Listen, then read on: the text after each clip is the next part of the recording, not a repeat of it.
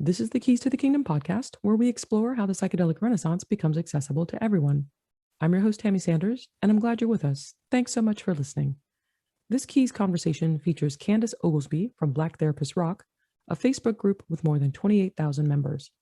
Along with overseeing her own therapy practice, Candace is a clinical research therapist focused on the power of psychedelics for healing trauma and navigating the mental health challenges of cancer. Candace's keys to psychedelics access are community and inclusion of therapists of color in psychedelics practice.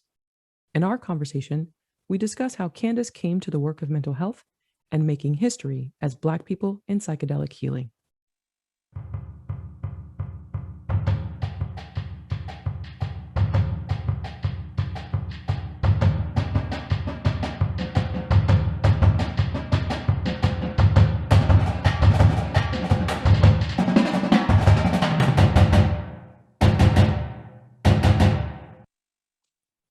Candace, thanks so much for joining me. I'm so happy to be able to have some conversation with you. Thank you. Thank you for having me, Tammy.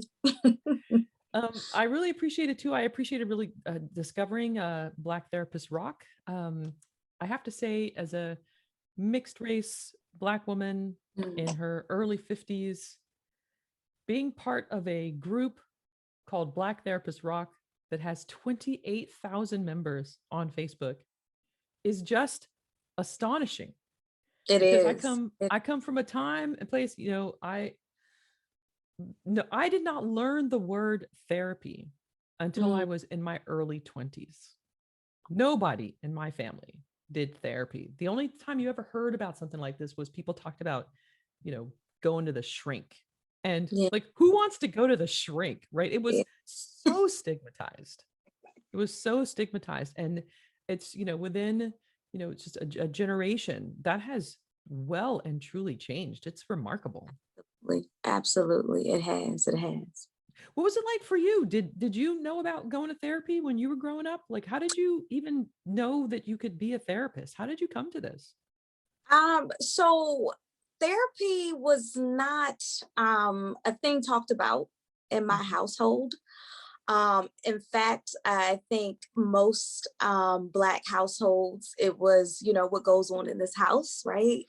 Stays in this house. You don't be telling strangers what's going on in this house.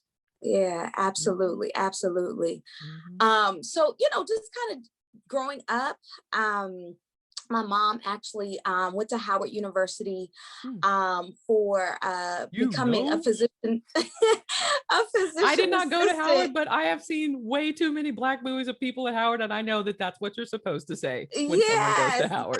Yes. So I remember being a little girl, and my mom practicing on cadavers and just being exposed to the medical field. And so, I was just like, when I grow up, I'm going to be a doctor. But as I grew up, I just realized I was not good at math and science. That was just not my specialty. Gotcha. And for me, I would have opted out because of the blood and bones. That would have been my opt out. Like the math and science, I maybe could have struggled with, but the blood and bones, I got to opt out of that part. No, so the blood didn't really concern me. It was just the math and the science that went into, becoming a doctor. So probably like my senior year of high school, I said I was going to become a psychologist, which, currently I'm not today. I'm a psychotherapist. But I knew in high school, just because of the community service I had been doing, and then just kind of always being exposed to certain things, I was just like, if I can't help people heal physically, I'm going to help people heal heart and mind. So I think it was at that point in time that I had made the decision that I was going to be a therapist. I had not known it personally, but just knew that this is something that I wanted to do. And this is just kind of where my path started. Wait, so hold up. So you hadn't actually ever done therapy before you decided you were going to be a therapist? Now here's the thing. For most professions, maybe you don't do them before you become them. Like most people who fly planes didn't fly planes as little kids. And, most people who, sort of built houses, maybe they didn't build houses as little kids. But it is interesting, the idea that you would sort of dive into the inner workings of the human mind, but not having experienced therapy yourself. So what was it like? I presume now that you have experienced therapy, right? So plenty of it.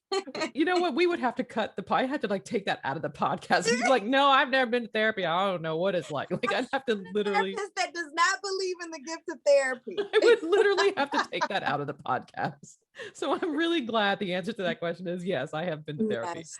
Yeah. So I wonder now, sort of now that you've experienced therapy, do you and have practiced as a therapist, if you go back to your teenage self making that decision, what advice would you give that teenage self?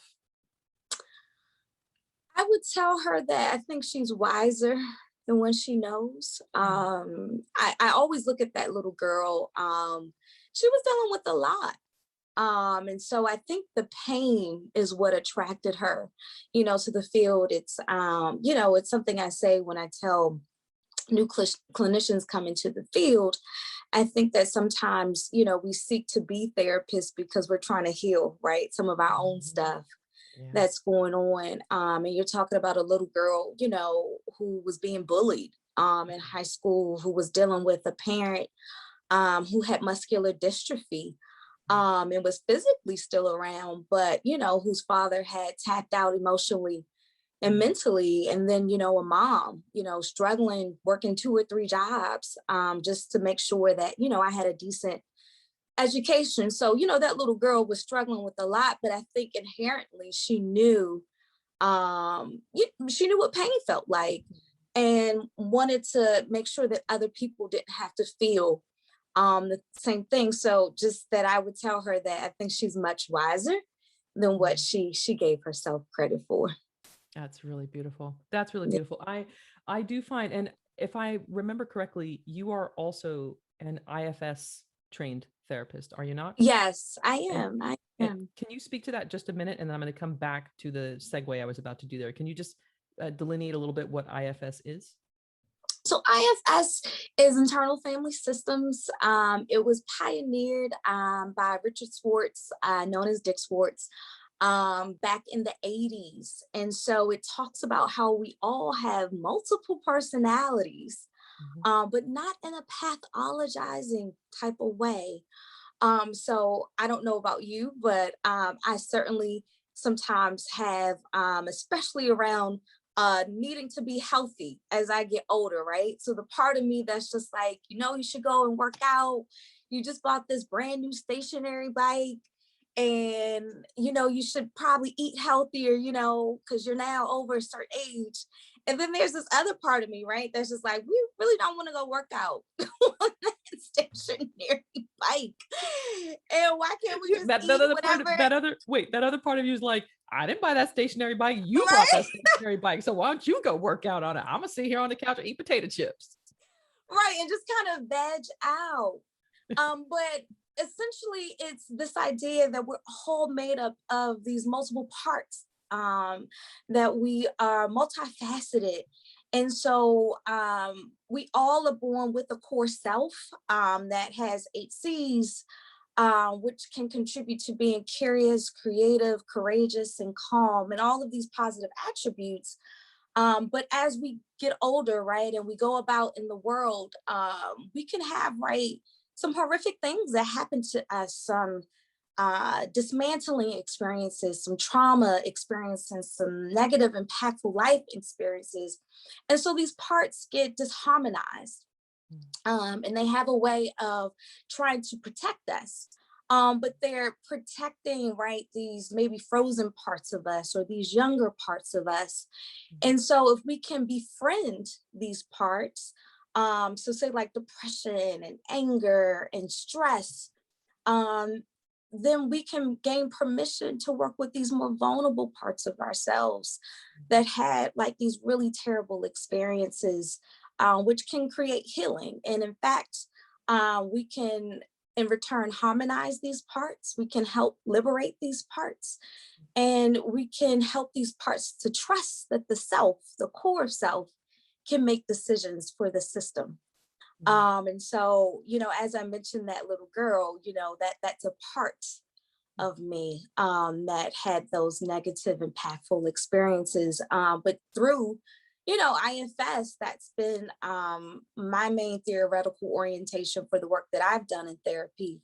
The IFS work has really helped to kind of heal these more vulnerable parts of myself, so I can have these very beautiful and meaningful relationships with them, but also the protectors that were protecting them at one point in time. So yes, yeah. So the reason I am so grateful for IFS is because IFS makes it so that I don't sound like a crazy person when I start talking about the various aspects of myself that I discovered through psychedelics, right? So it's psychedelics did not make me crazy now that I have all these various aspects of myself. And I came to understand that I had inside of myself what I initially started to call my safety team. They were my inner 17-year-old Amazonia, the fierce warrior princess. She was the one who was 16, 17 said, no more. No more. You don't enough. You don't get to do this to me anymore. Nobody gets to hurt me anymore. Right. And if you hurt me, I'm going to hurt you back. Like, she's warrior princess. She's not negotiating with you. Right. And then there is, there are other, little Tammy, she's now about 5. There's an aspect of me that I call sniper. Sniper is that aspect of me that is always doing recon. What's the situation? What do we need to look out for? What do we need to plan for? Always thinking, well ahead. So there, all of these aspects that I discovered through my work in psychedelics. And it was really interesting for me to find this conversation with Dick Schwartz about IFS and psychedelics. And so how it's possible to, in psychedelics, sort of uncover these aspects of you, and then in IFS sort of bring them into harmony with each other. Yes, absolutely. And I certainly have experienced that. I don't do IFS as a in terms of therapy for myself, but I can absolutely see how this harmonizing work could be really, really useful hand in hand with psychedelics. Absolutely. And I know that MAPS does some collaboration, with IFS. So really I'm looking forward to just kind of seeing how IFS and psychedelics are going to go hand in hand, hopefully in the near future. Already I know with ketamine, people are doing IFS work with ketamine right now. But even as we're talking about other psychedelics that have not hit quite FDA approval, but are still right in clinical trials, and just even that theoretical orientation being used in that space. Yeah, absolutely. And I will put a link in the show notes to the podcast episode with Richard Schwartz, talking about how bullish he is about psychedelics as a way of accessing and understanding these different subpersonalities or different parts of yourself. And then IFS is a way to reconcile and harmonize those parts together. I'll put a link in the show notes to that. Yeah. What I wonder is, and also I need to say for folks too, who don't know what MAPS is the Multidisciplinary Association for Psychedelic Studies. Organization's been around for 35 years and is doing a lot to advance psychedelics in therapy and psychedelics as a therapeutic practice. One of the things I wanted to ask you, Candace, too, is, and I got this quote from Duran Young, one of your collaborators and co-conspirators in Black Therapist Rock. She said, a wonderful mentor. She's an amazing mentor. Absolutely, just incredible. I mean, what has been built with her energy is just phenomenal. It's phenomenal. I mean, I wouldn't even be in this sector if it wasn't for Duran. So shout outs to Duran Young. I needed a Duran when I was 8. Duran, where were you? Okay, that's all right though. We got you now. So there's a quote that she says, "When I was a kid, I thought McDonald's was food and mushrooms were drugs." And I was like, yup, that makes sense. And I wonder, like, for you as well, as an African-American person, how did you come to psychedelics? Because I definitely came from the trope of those are drugs that will make you crazy. Don't go near those drugs. For MDMA, street name ecstasy. I thought that was a drug that would make you want to have sex with whoever you were standing next to. Don't do that drug, right? Like I really did not know anything about these substances being useful. I wonder how you came to this. Yeah, so I always say that I think there's an invitation to the person, right? To be able to come about, to be able to do this work. So actually it was probably back in 2018. I was doing a 2-day intensive with Dick Swartz, Introduction to Internal Family Systems. Mm-hmm. And he happened to show a clip about a MAPS clinical trial, MDMA, being used with a vet as it related to PTSD. Mm-hmm. And so just kind of how this person was able to be in the study within the dosing session. And it was kind of like an organic flow, just started to name parts that were coming up for him. Mm-hmm. And so at that point, I mean, I had never even heard about psychedelics. I feel like I'm telling my age in terms of how young I am, but I'm telling it in terms of how old I am, right? Like it just, and it's interesting, like 2018 there was something about the year 2018 because so many of us came to psychedelics in 2018. That was my year as well. Like so many of us came to it then. So, yeah. It's something very powerful seems like it was going on. I don't want to be too hippy dippy here, but Yeah, it no, does seem like there was something swirling in the air. And so that was also the same year that I was introduced to Duran, and she was coming to IFS talking about Black Therapist Rock. And so, I'm sitting here, right, in this training, I'm listening to Duran talk about, Black Therapist Rock and its involvement with IFS. And then I'm, listening to Dick talk about IFS and psychedelics. And it's just a lot of information coming at once, right? But that stuck with me. I could not get it out of my mind. And so, but the substance use clinician in me said, no, that's dangerous, right? You've already seen the atrocities of, substance use epidemic, especially the opioid epidemic, on my Black clients. Yeah. And so, just kind of through ignorance, I was like, no, you know what? I'm not touching this, right? It sounds like it might be profound, but I'll be very real profound for white people. Yeah. I don't see no Black people up in this study. I don't see no Black person talking about, the healing powers of the medicine of psychedelics. But it stuck with me. And so fast forward to COVID pandemic, right? This is 2020. I'm on, in the Black Therapist platform, social media, and Duran posts, anyone interested about psychedelics. And so I'm kind of going back and forth with my parts, like, should I respond to this? Should I not respond to this? My parts is like, what you saw. And the other part is just like, but the drug effects. And so something said, just say something.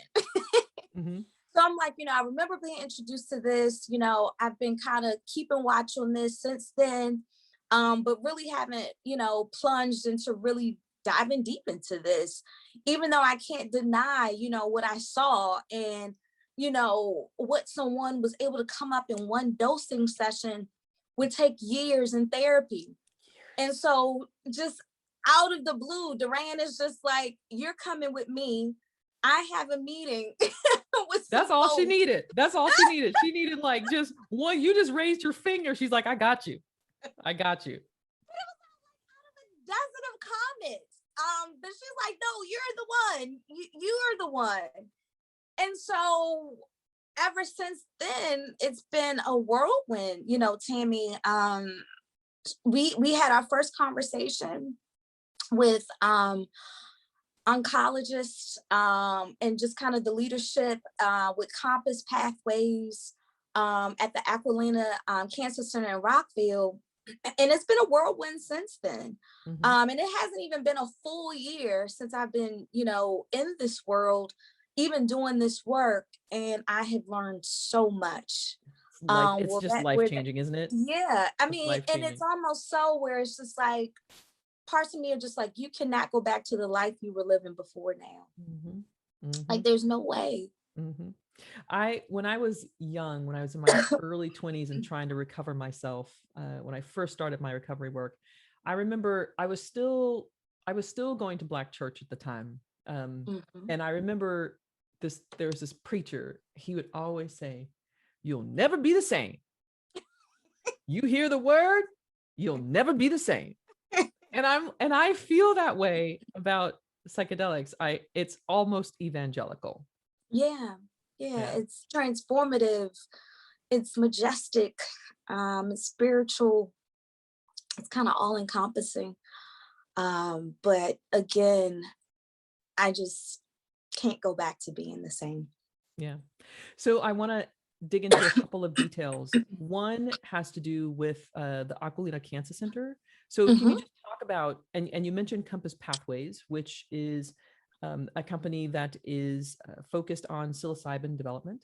So can you just talk about what and why the Aquilina Cancer Center, like what's coming together for you at this time when you're getting introduced to psychedelics, coming into psychedelics, what's coming together for you? So right now I am a volunteer research therapist with Compass Pathways. This is the last portion of my training where I actually get to sit with 4 volunteer participants who are, we are studying cancer patients that have treatment resistant depression. So the site is actually at the Aquilina Cancer Center, and it is being hosted by Compass Pathways. They are providing the funding for the research for us to be able to take a look at this and the effects of psilocybin in these cancer patients. Tell me, I am trying not to just project all over your own experience. So I'm trying to just be quiet and make some space for you to tell us just one story that you take away from this work, just one moment that stands out for you in this work that you've been doing. So I actually got an opportunity to help one of my clients that I see in private practice be in the study. And so here you have this African American therapist with her African American female client, and we're sharing this experience together. And I just remember at one portion, just during the dosing session, I shed some tears because it's history, right? We are making history in a trial together, but I'm also realizing that my love and my care, my concern for this client of mine is being manifested in this moment where I'm able to hold a space. I'm a Black woman being able to hold a space for another Black woman.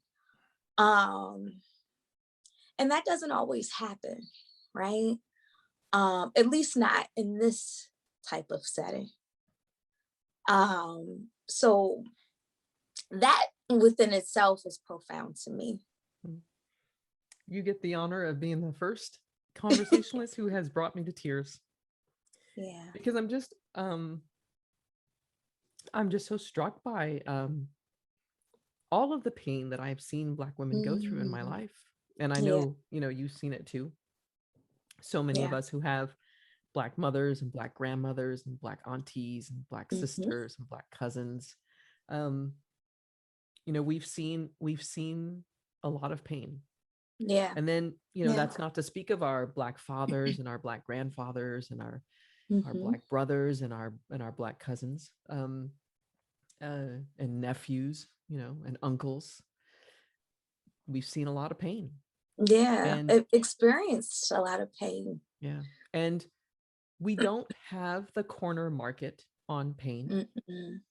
Their pain is a fundamental human experience, but there is something. I'm sorry, let me rephrase that. And with that in mind, even as we understand that pain is a universal human experience, there is something particular about the kinds of pain that I've seen It's particular and unique to Black people. Yeah. And being able to heal those particular kinds of Yeah. pain, there's something really deep and meaningful. Yeah. I feel it just way down in the core of my being. Yeah. And even just as you say that, I feel like I hear the whispers of my ancestors, like, this is your work. Like, Mhm. this is what you're supposed to be doing. Like, I just think about all the people that came before me that just did not have this opportunity. Mhm. And I am the one to be able to just kind of bring in the work into manifestation. Mhm. That I'm the one that's, you know, I have the honor of being the vessel that's being used to offer spaces, to offer a holding that, again, right, I just don't think that one is even deemed as a, a right, a birthright, right? I think when we talk about Black people and their experiences, and I just think about my Black client and just, everything that she's gone through, and being so young, but her being able to have access to this healing medicine. And again, I was able to be given the gifts and have the honor of being able to sit with her and her experience. That's invaluable. Yeah, for sure. Yeah, for sure. And I think, when you mentioned this word birthright, and this word has become very important to me, and very prominent in my vocabulary in 2021, because I do believe that as Black Americans, we understand that survival is our birthright. I Mhm. think we have taken on too much of the notion that suffering is our birthright. I think we have taken on too much of the notion that victimhood and violation is our birthright. Yeah, I want to see us now step into healing as our birthright. I want yeah, to see us step into joy as our birthright, creativity as our birthright, yeah. imagination as our birthright, dreaming as our birthright. I did not know how to dream Mm, before. And what I mean by that is, I did not know how to imagine a world of possibilities for my life before I started work with psychedelics. I could set a goal and say, okay, I have this goal. And if I could just reach this goal, if I could just make like one more milestone or one more goalpost, then I'll figure out what the next thing is. Meanwhile, I would watch my wife, who's 20 years younger than I am and mm, who is white, have all of these like grand visions for her life. mm. And I would just be like, I don't know why. I mean, I don't know why you thinking all that stuff. That stuff ain't gonna happen. Right. Like Right. that, That's that was not the real. voice that's not real. Like that was the voice in my head. Like that stuff ain't gonna happen. I mean, Right. look who you are, look who you're from. You can't do that. Yeah. As a way of sort of protecting me against disappointment. Mhm. Um, I don't need that protection anymore, right? I am Yeah. free of Yeah. that need. And I want us, certainly thinking about the lineage of Black people I come from, I certainly want birth people to claim as their birthright, or Black people to claim as their birthright, joy and healing and freedom. I want all people to claim as their birthright Yeah. joy and freedom and healing. All of us. I was Yeah. talking to a friend of mine. He's a straight white guy who was who's married, and he was telling me that his wife has anxiety and depression, and there's just this resignation she has to this. Like Mm. she's just like, I know that I have anxiety, depression, and I know it's hard for me, but I just don't know how I could ever not have this. And I'm Yeah. like, no, you're Yeah. not supposed to have anxiety and depression for the rest of your life. You're Right. supposed to be whole. And supposed to be free, Yeah. you know? But I think this idea that people have normalized pain and suffering, you Mm. know, at least, in Western culture, when I think about, the Americas and just kind of what we are, right, as a society and what we represent.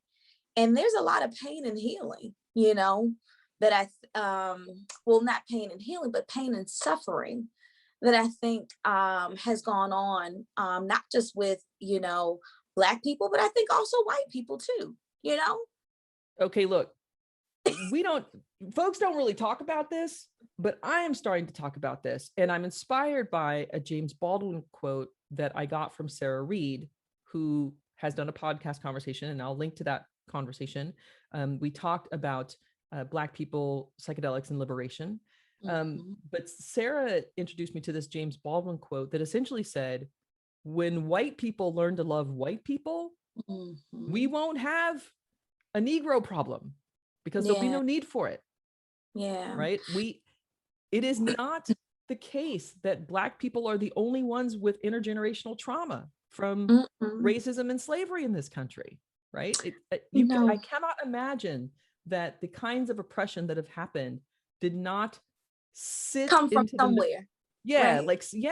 Like sit into the nervous system of people, come from somewhere and get passed on. So I do think that, for me, I have a particular responsibility to my own lineage around healing. And so, that's part of my focus, but I also do, for me, have a responsibility to humanity. And that includes all people, the oppressed and the oppressors. Yeah. And, I'm not sure, Timmy, if you're familiar with my grandmother's hands. Resma Minikim talks about white body supremacy and how the oppression of white body supremacy onto Black bodies comes from white people's trauma against other white people. Very interesting. Very interesting. Yeah. Yeah. Yeah, we don't, I say often people don't traumatize because they can't think of anything better to do that day. Right. Traumatized people traumatize other people. For sure. But it is also, again, for me, I have a particular lineage that I feel a responsibility to. And so, there is that focus. And so that is why I think there's a particular kind of way this work hits me emotionally when I hear of Black people doing it for Black people, or, I'm able to do it for another person of color. It does hit me in a particular way as I am responsible to that lineage, to that ancestry. And I wonder if you have that sense too, if you sort of can feel that responsibility to ancestry, or would you frame it a different way? No, I think as a Black person, an African-American woman, I certainly have a responsibility. I think that also comes with, I have a certain privilege. I'm a light-skinned, educated, advanced degree, middle class, African-American woman. I have a responsibility to people who look like me. I have a responsibility to Black folks that just don't have an awareness, that even this healing medicine exists, that there's accessibility to it, right? And I get that, the powers that be try to keep us away from being at the table. But, I have made my stance very clear on why I'm at the table. And I'm at the table so that people like me can have access to this healing medicine. Yeah. This podcast is focused, the focus of this podcast is accessibility. And, I do wonder what is keeping BIPOC people from the psychedelics table. Why aren't there more at the table? From a practitioner perspective, I wonder what you see with regard to this. And I also recall us when we were doing prep, there's some work that you want to do around this, some discovery work you want to do around this. So I just wonder if you could talk about that a little bit.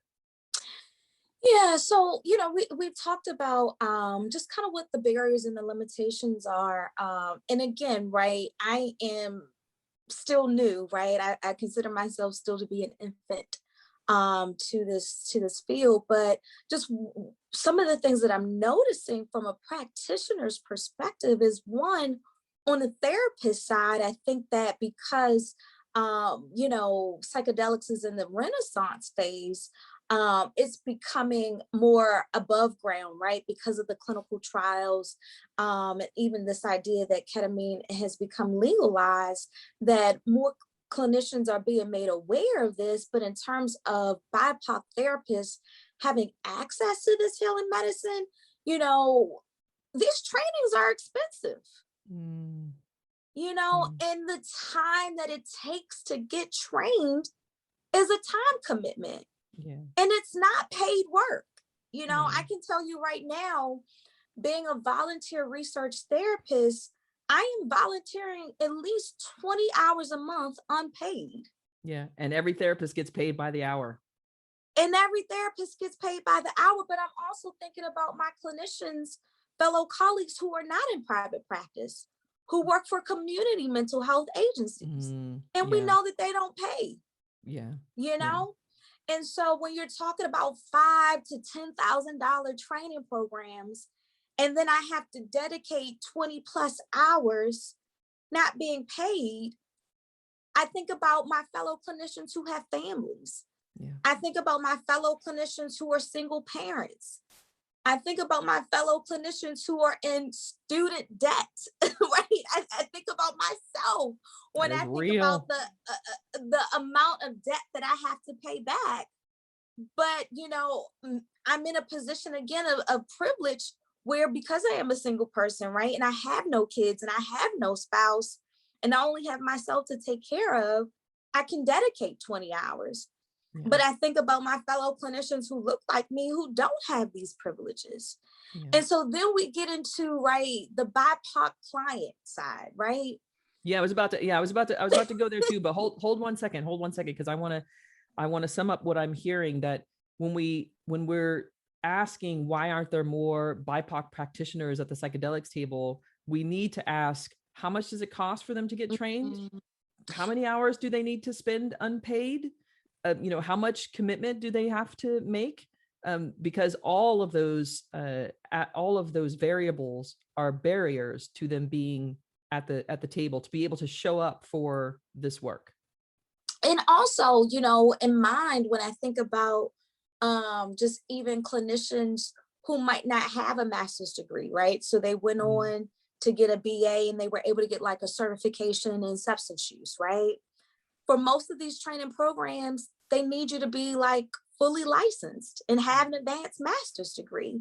So, you know, Tammy, it's unfortunate because I have colleagues that have been doing this work for years, but they can't even sit in a dosing session because they don't have a licensed or advanced master's or doctoral degree. Yeah. And who's making these decisions about what these qualifications need to be? Who decided this? Who decided that you needed to have a master's degree and be licensed to sit in these sessions? Who decided that? Who decided that? Okay. So when folks say, you know, we want to support BIPOC, we really need BIPOC people, and like you have to address these questions. You have to address who is deciding credentialing needs, who is deciding payment requirements, who's deciding what counts as credibility and what doesn't count as credibility. You have to go back and review these things.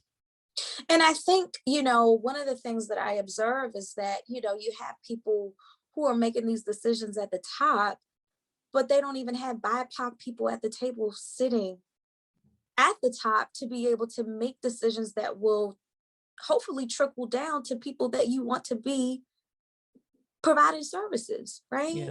I will say, Candace, for me personally, I just can't stand the phrase trickle down. That is just it's the most inept, non-functional phrase in use in America, because nothing ever trickles down. It just never does. So I want to open up. Like we need to open up here. So that's why you put BIPOC people in the places where they can contribute to how these decisions are getting made in the first place, right? Because they're going to open up your thinking about this. They're going to open up the possibilities for people. And the uniqueness, I think, too, in terms of having BIPOC people at the table is because they can only speak to the experience. You know, I mean, I hate to say it, but, you know, I hate when I hear white people say, well, I have Black friends and I have Black colleagues. That doesn't mean that you understand the Black experience or the BIPOC experience, you know? The same way for us, like the same way for us, we have white friends, we have white colleagues, but we don't know what it's like to be white. No, like we absolutely not. And so I think the only way to really open up let's invite more people to look like the people that we're saying that we're trying to treat at the table. Let's really have them at the table. Yeah.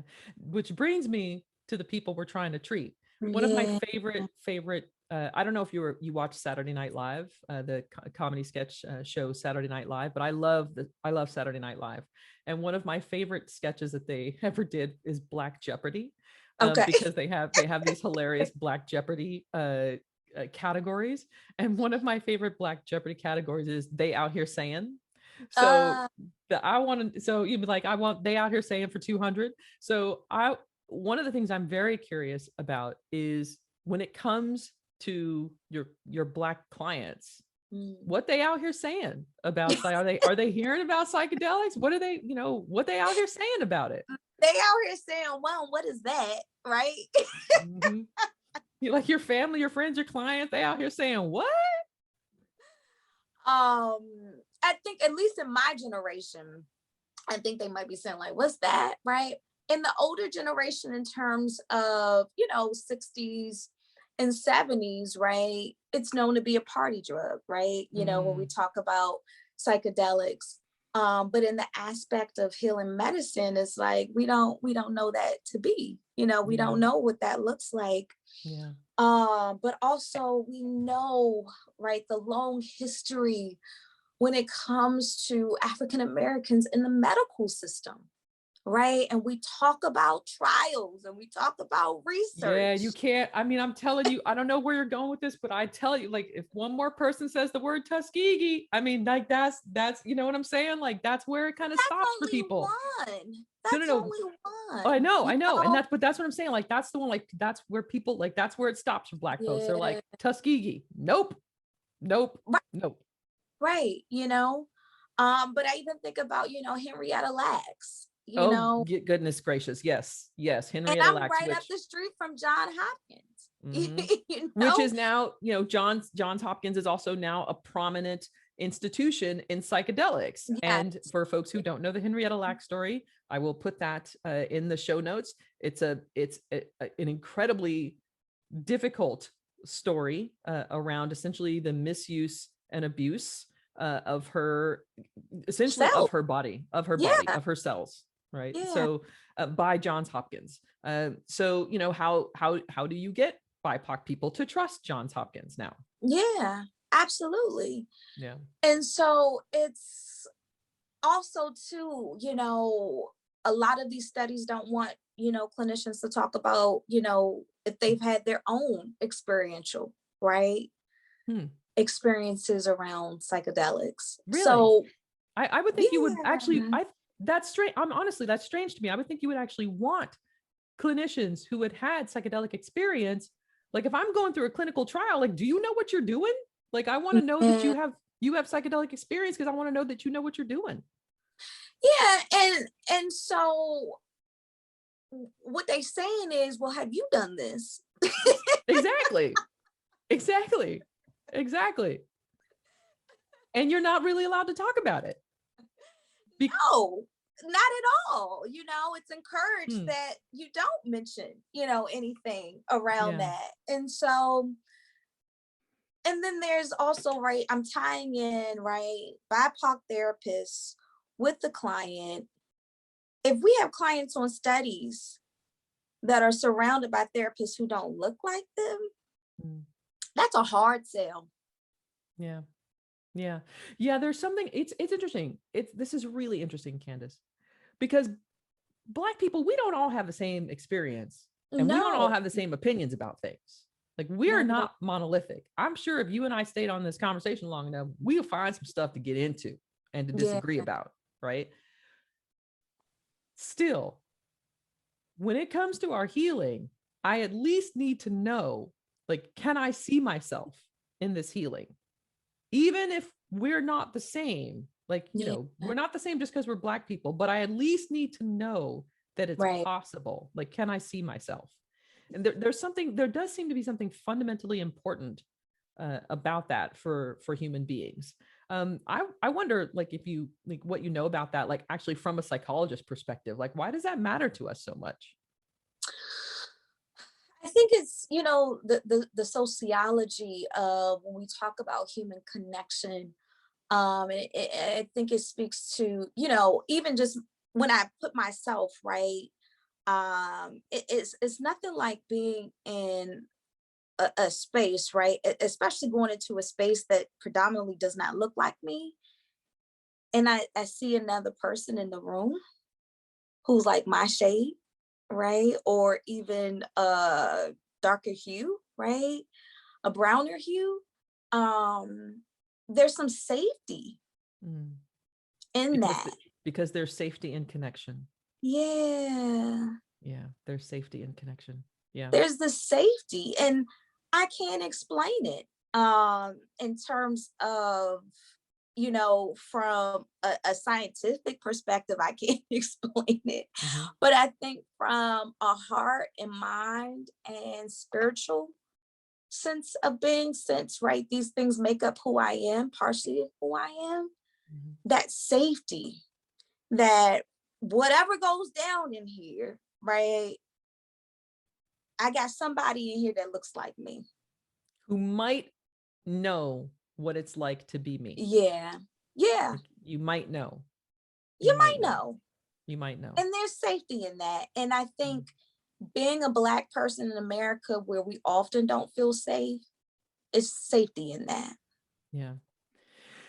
Yeah, I remember when we were prepping, we talked a little bit about community and how community creates that safety, and that coming into psychedelics, even coming into therapy, it's about who you know.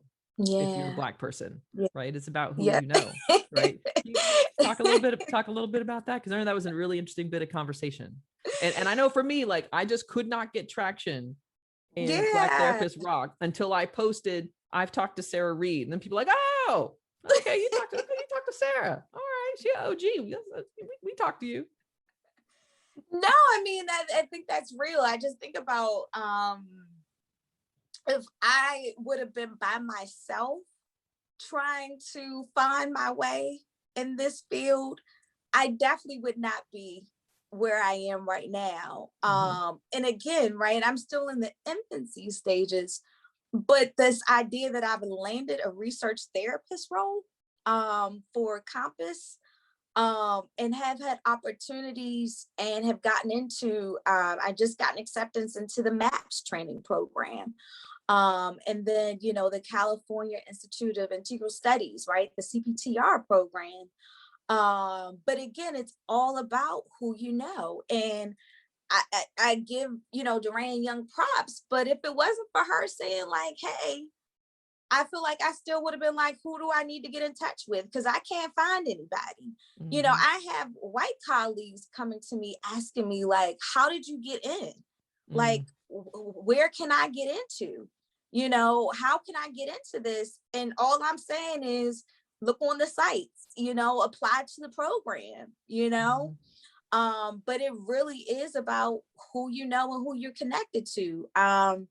Like even just this idea that, I've been kind of in some ways mentored by Sarah. If it wasn't for Duran introducing me to Sarah and then Dr. Monica Williams, I wouldn't be able to just email or call Sarah and be like, this thing happened during this dosing session.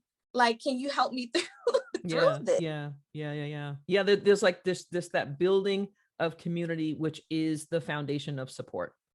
Absolutely. And I think, when we talk about Black lives, community has been essential to our survival. Yeah. And so when I think about, this world of psychedelics, there's only a small number of us in this field. And so, we gotta stay connected, let me know who I need to get in touch with. If you could just lead me to them, I can make it the rest of the way. I can get the rest of the way. Is you just make the connection and then I can take it from there. Make the connection, right? Yeah, absolutely. And I'm forever grateful, just because, I've been studying Monica's and, Sarah's work, but to actually have personal relationships now, with Sarah, where it's like she's only an email, phone call, text away, if I ever need anything. And which has really been just truly just an amazing experience, but also it has been great help to me. Just because being the only African American research therapist, only person of color in the study, I've had my ups and downs. There was a time where I was just like, I don't want to do this anymore. And why not? Why were you like, I don't want to do this anymore? What, you don't have to I'm not asking for nitty gritty details. This is not a drama. This is not a drama podcast. I'm just curious, like, what experience were you having where you just felt like I can't carry this anymore?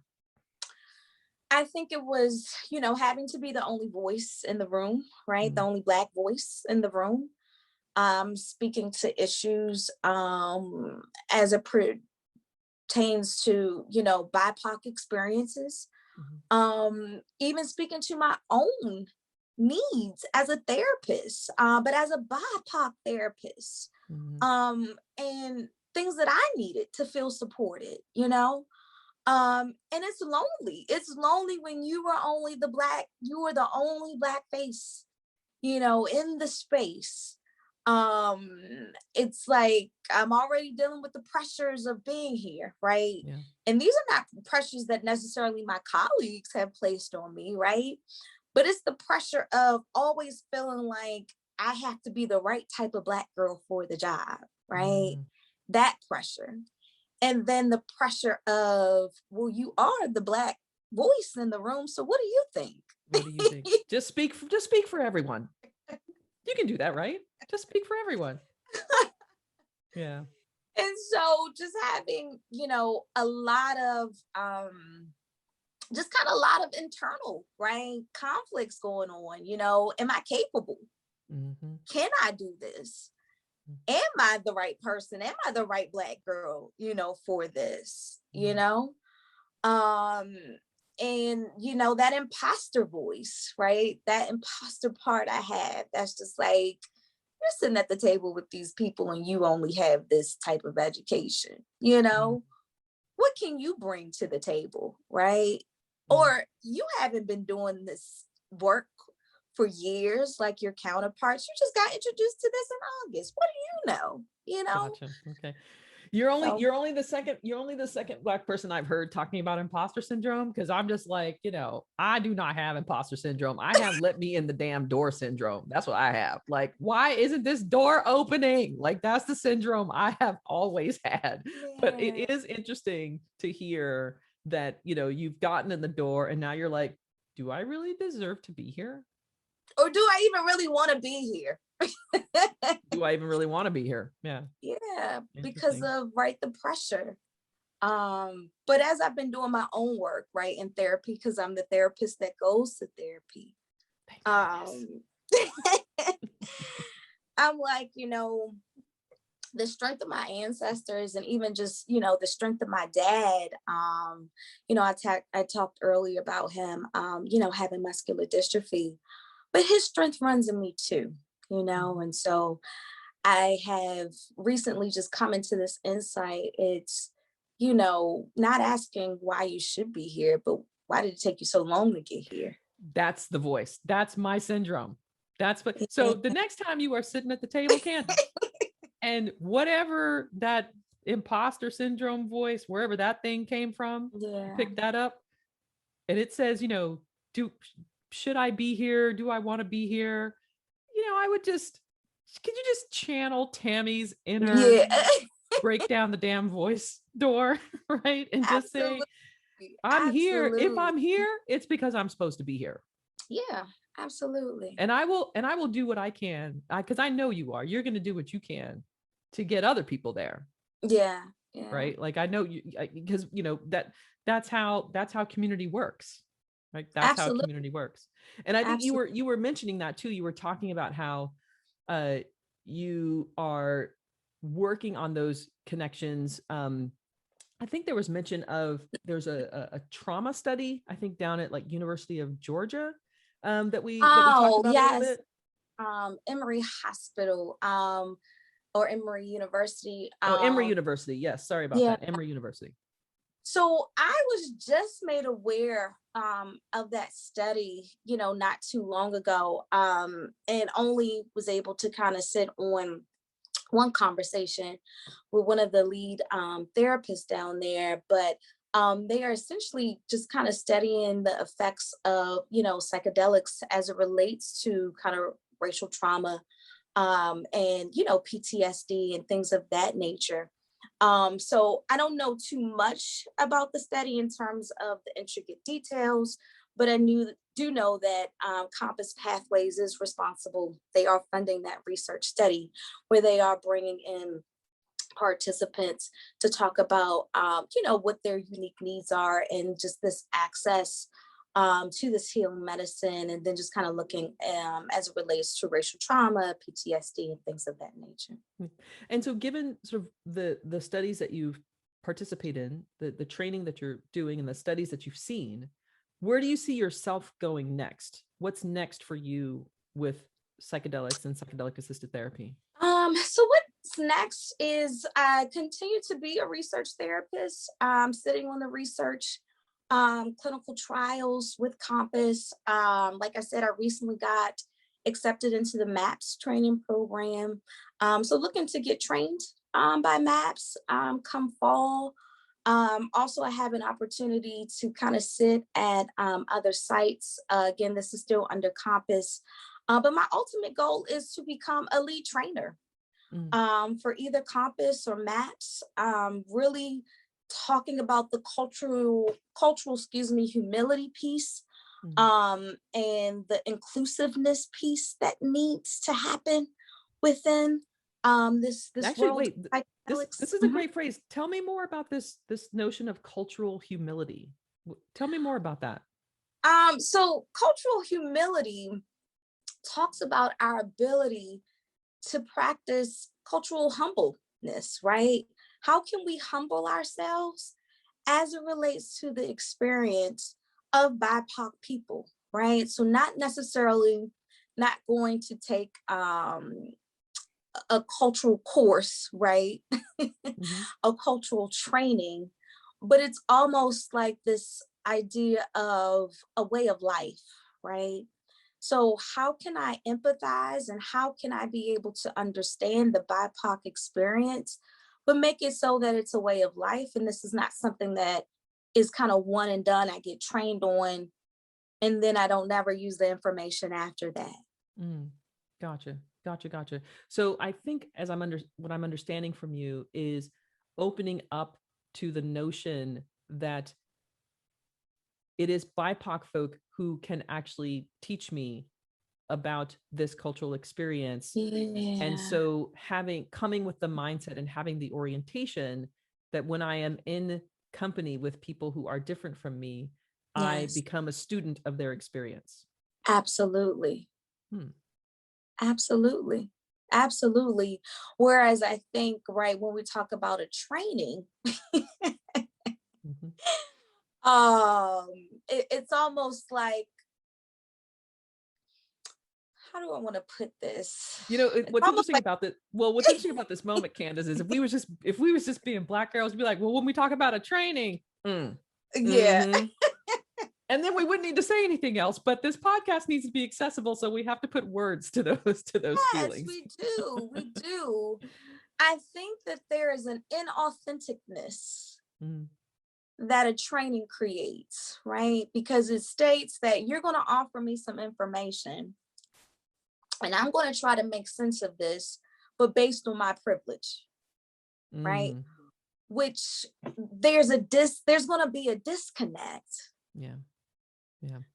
But if I enter into, right, we use your explanation, which I so appreciate, but I become a student of the experience of the people that I'm really trying to say that I want to understand. Yeah. And they are the best teachers because they're living this day in and day out. Yeah. And I can't get that from a book. Gotcha. I can't get that from statistics. I can't get that from research. Yeah. Gotcha. There is something that my sister-in-law just turned me on to. He's a sports figure, and he has a podcast, and he just published a book. It's called Ask a Black Man, where he invites and encourages and lets white people ask him questions that are uncomfortable. They're just, oh, this is uncomfortable, Yeah. but I really want to know this, like from Black people. Like and so he just says, no question is off limit. I will not yell at you about the question that you're asking me. I won't make fun of you. I'm just going to let you, even if the question's super ignorant, I'm just going to let you ask the question. Right. And I think it really is a just a very compelling approach to cultural education. Absolutely. I do think it may take a special type of person to be able to have for sure. Oh, for sure. Yeah, no, for that sure. type of conversation. Yeah, for sure. But I think it is, like you said, I think it's a teachable experience, right? But from the notion of, right, from that person's experience, right? Because they can only speak to that, right? Yeah. And again, that's something that can't be taught. It has to be a lived experience. It has to be something that becomes a way of life. Yeah, not absolutely. Just something I do one and done. Yeah. So Candace, we're coming to the end of our conversation, but there are just a couple of other topics I want to touch on quickly before we do that. I think I am most concerned about Black folks stepping into this healing for ourselves, not waiting for someone else to give us permission, and importantly, getting out of our own way in terms of our stigmatized thinking about therapy and our stigmatized thinking about substances. Yeah. What are some just approaches, recommendations, conversations you would offer for just Black folks to be thinking differently about this? We have a responsibility to heal ourselves. I know we didn't start racism and slavery, in America, at least, though I know that there is a history of, Africans participating in the trading, enslavement of other Africans. But, when it comes to sort of America's, racial problems, we might say, well, these things are not our fault, right? So, why I got to clean it up? Well, one of the reasons we have to clean it up is because, we bear the brunt of it. And so there's a degree to which I have this sense of it's our time to step into our healing, to own our healing and step into our healing, irrespective of whether someone's inviting me to the table or not.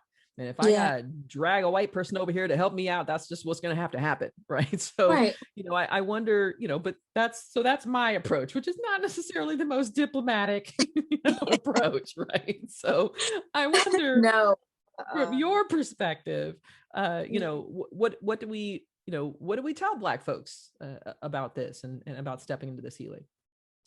Yeah, so I think, and I just will try to use the framework where, I was talking with my client, right? Getting her interested into, right, the study. But one of the things that I always encourage folks to do is get curious about those parts of themselves that may be fearful, right? Or scared, right? Because usually when there's like a no response, it's usually based out of a fear, right, response, or a scared response. And so getting curious about those parts like that are fearful and that are scared, and just being able to acknowledge why they may be fearful and why they might be scared. Because right, those parts of us are protecting us for a reason. But if we can find out why they're protecting us, and then maybe offer, right, what can be some healing around this, really getting curious about what that healing can look like.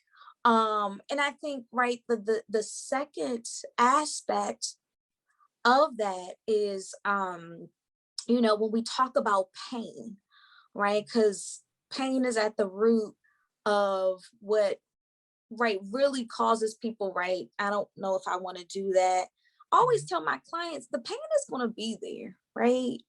But you have a choice of how you can deal with that pain, right? So we can keep doing it your way, where we avoid, shut down, push away, and you let me know how that's been working for you. Or maybe we can learn to embrace this pain, right? Maybe get a little curious about it and just kind of see what would it look like if we could offer it some healing. Mm.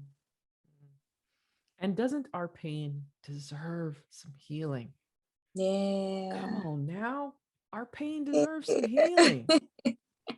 It deserves some healing. And I think I want to come back to this because we were talking about, Tuskegee and Henrietta Lacks and all of the ways that, Black people have been misused or abused or taken advantage of by healthcare power and authority. Mm-hmm. I think this is also a key reason too why it's important to have folks who look like you offering you healing. At least can remove one barrier, which is suspicion of power. Yeah. Right. Yeah. As a Black therapist working with your Black clients, you're not coming at them from an outside position. You're coming at them from an inside position. Absolutely. So I do think that, it is just key to healing that, I want to make sure I don't want to also have this other thing I have to think about, which is, can I trust you with my healing? Yeah. And can you be able to put aside your own stuff to be able to sit with me? Yeah, for sure. Yeah. And that's something I've seen on Black Therapist Rock. So the conversations about what happens when a Black person is in a healing moment with a white person, and somehow the Black person's healing moment becomes about the white person. Mm-hmm. This can just close the door to healing for a long time. Yeah. Right. Yeah. This can kind of set a Black person back for a long time. And the other one I was having the conversation, I just had a chat with a white friend of mine about this, about the words calm down.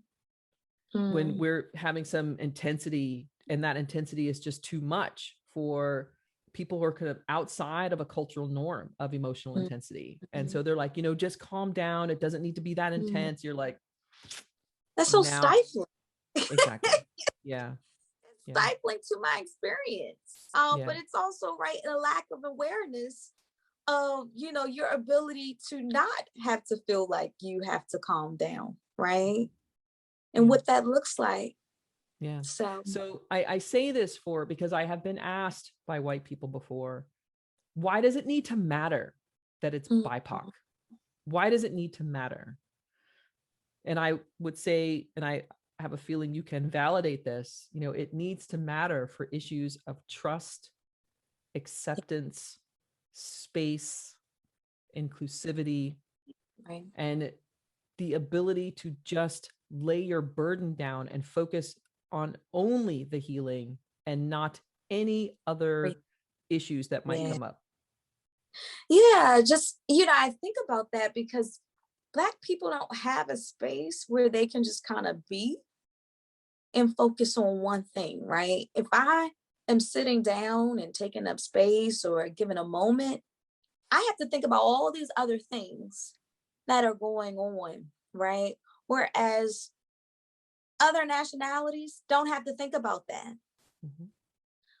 But this idea that offering BIPOC people a space, and that's all they have to worry about for that time and moment. Yep, is to just heal. Yeah. You don't got to worry about anything else. No. And that's why we need, clinicians of color, Black Therapists Rock. I just discovered the Black Psychologist podcast, the two African-American therapists who come at cultural events from a mental health perspective. They had a fantastic mental health conversation about DMX's passing that I sent to like every Black man in my life. Like, you got to listen to these guys talking about DMX is amazing. Right. Right. Like, just being able to have the space and the resonance with your reality.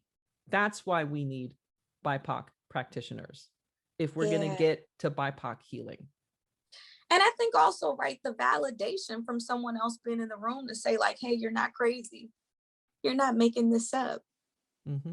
This is your experience and I'm here to support you with that. Yeah. Yeah. I'm not here to question it. Nope. We don't have to debate it. Nope. And I'm not here to judge it. And it doesn't need to make sense to me. Yes. For everyone just listening, I just made a face of emphatic agreement. Yes. It does not need to make sense to you for it to be real for me. Yeah. Yeah. Fantastic. Candace, I could hang out with you all day. I mean, I'm so excited for various reasons. I did the bulk of my psychedelics work in a little cocoon. I've said this many times on this podcast. I did not know Black people were in psychedelics. I really thought that we weren't, and that I was going to be on my own for a while. It is really fantastic for me to see BIPOC practitioners in psychedelics, BIPOC healing in psychedelics. And I just really appreciate what you're bringing. And I hope that we have many, many conversations in the future. I am here to support your work however I can. Thank you for doing it. Thank you for doing this work. Thank you for having me on here. This is actually, my first podcast where I've been able to kind of share my experience. So I am grateful to you and the work that you've been doing. Like I said, long before I ever was thought of in terms of being able to come into, this world and make the small impact that I've been able to make thus far. But just want to say thank you for the work that you've done, and thank you for the platform that you've created for Black voices to be heard. Because like you said, there are Black people in this world that are doing psychedelics and have been doing this work, but we don't hear about them. Mm-hmm. So thank you for your gifts and your just ability to just kind of bring this together so that there is a platform so that we know that we are out here and we have a place to connect. So thank you. And not only are we out here saying you could be free. Yeah. That's what we out here saying. Absolutely. It's our birthright. It is our birthright. It is our birthright. With that, I'm going to say, Candace, until next time.